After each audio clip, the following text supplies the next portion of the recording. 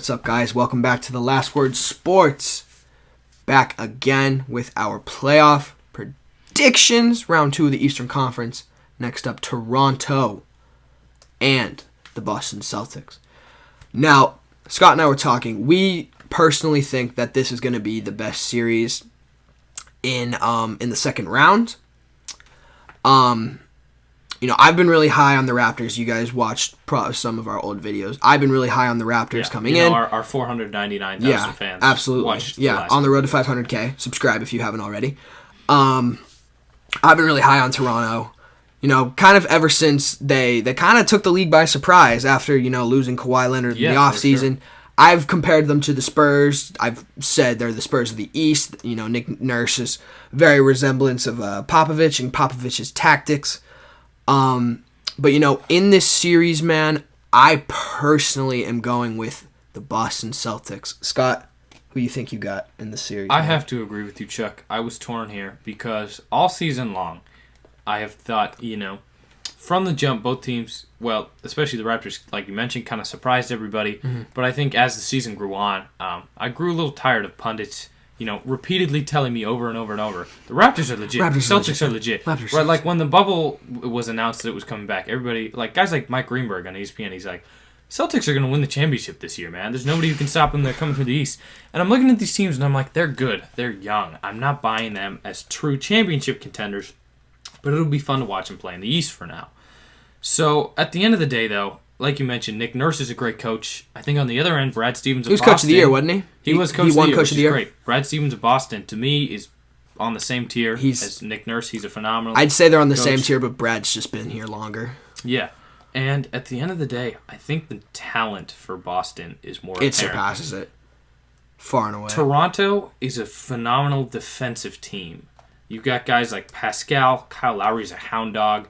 Marcus OG Anunoby is a great perimeter defender. Gasol's a former defensive player of the year for sure. And I like guys like Fred VanVleet, Norman Powell. They're kind of good stories. Guys who were later round picks who've come up and become, just hoopers. They get their buckets. Same thing with Pascal, man. Right? Like, this is a team that's kind of out the mud. But at the end of the day, I don't think they're wrong way. I don't think they're as reliable of scorers and 100%. That they're as built and ready for stardom. Guys Especially, like Jaylen Brown, Jason Tatum, top 3 picks. They've been doing this. They know what it's like to have their eyes on them. Boston too is a bigger sports market than Toronto is. Kemba Walker, man. Right, like the Celtics are a storied franchise. Kemba's been an all-star. I think at the end of the day, kind of I know that the and it's Raptors his time, man. He's never made it this far. Yeah. He wants to prove that he can win somewhere, just somewhere. He wants to prove that he's an actually decent point guard, and he's not just, stuck in this system where he gets to get all the buckets all the time and just be an all-star. I saw some stat the other night. It was like, Kemba's never won a game against LeBron. He's 0-35. Because he played in Charlotte. His teams have been so bad, But the thing is, I think ultimately the Raptors are experienced because they won the title last year, but I think they have too much of a weird mix of guys who are a little bit too old, like Kyle Lowry and Marc Gasol, where they're not as consistent as they used to be, Serge Ibaka, and guys who are too young and coming up who haven't really been on the biggest stage. Pascal, Fred VanVleet. Who were nice in the finals last year, a little bit of Chris Boucher. Boucher. Kind of under the wing of Kawhi Leonard, right? And I look at Boston. I think Tatum's big time. He really came on in the second half of the season. He's a bucket getter, gets rebounds, 21 and 9 the much, first game. But yeah. And I think Marcus Smart is a phenomenal defender, 21 game changer, points aggressive. In game 1, He's like a Patrick Beverly, but a bit better scorer actually. Yeah. He can shoot better. Kemba, you already talked about, veteran, pros pro. 18 and 10. Scorer. Love Kemba, bro. And Jaylen Brown is, very versatile forward as well. They don't even have Gordon Hayward, and they kind of blew out the Raptors in game 1 by 20.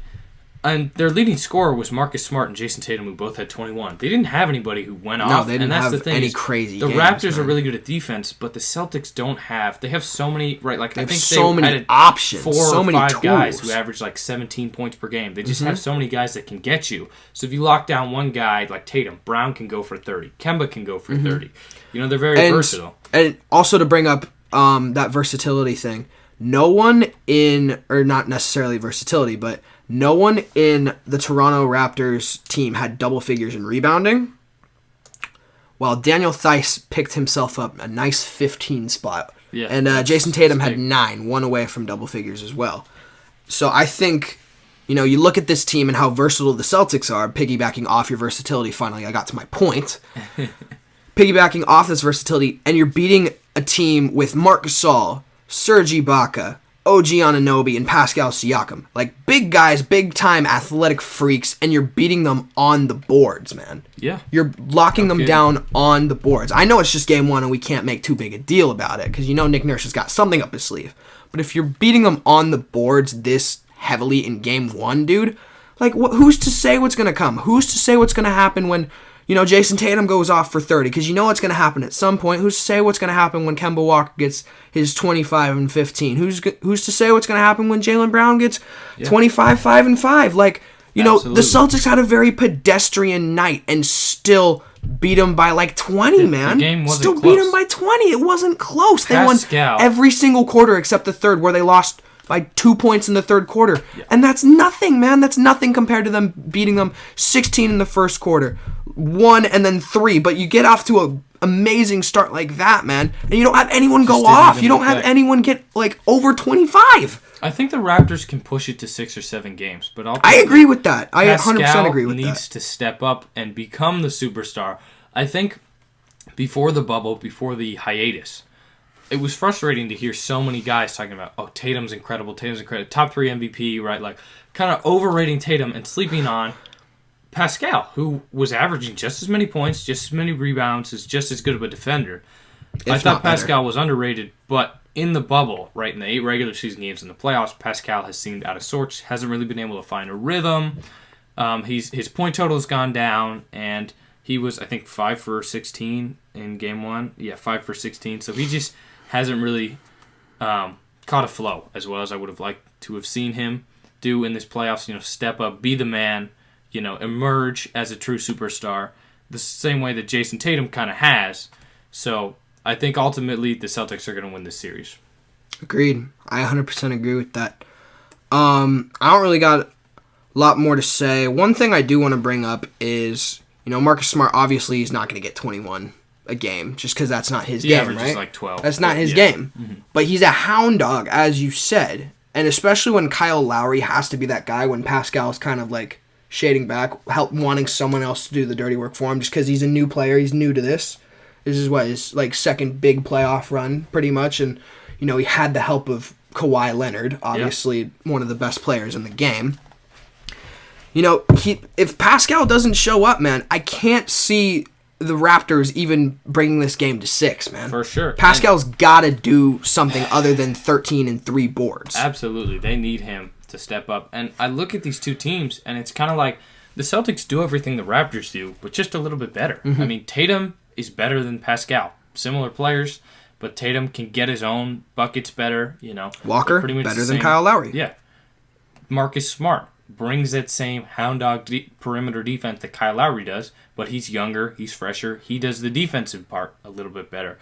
I mean, guys like Fred VanVleet and Norman Powell are, just walking buckets. They're studs, but are they going to be better than Jaylen Brown? They're kind of like are they going to be better? They're kind of like a CJ McCollum, Wanamaker, where they'll go for 30 one night and 15 the next. They're gonna shoot 5 of 16 and then 12 of 16. That's just who they are. So you can't really rely on them to help carry your offense in the series. They need a consistent scoring threat from Pascal Siakam. Yep, it's 100% why we picked the Celtics, because I personally don't believe that Pascal is going to show up every single night, especially after the performance we saw in Game 1 and how he's been doing overall in the bubble as a whole. All right, man. Thank y'all for watching. If you liked the video, leave a thumbs up. If you're new here, you like what you see, hit that subscriber button. On the road to 500K. We'll be back. We'll be doing more Western Conference videos once the Game 7s that we previously did videos on, once they finish up. We'll be doing some Western Conference second round predictions. You got the 2 LA teams in there right now. So, I mean, unless something, ridiculous happens in Game 1 of those series, I can't really say that I have any massive hot takes. They're destined to meet in the Western Conference Finals. But unless something atrocious happens, stick here. Thank y'all for watching. This has been the last word.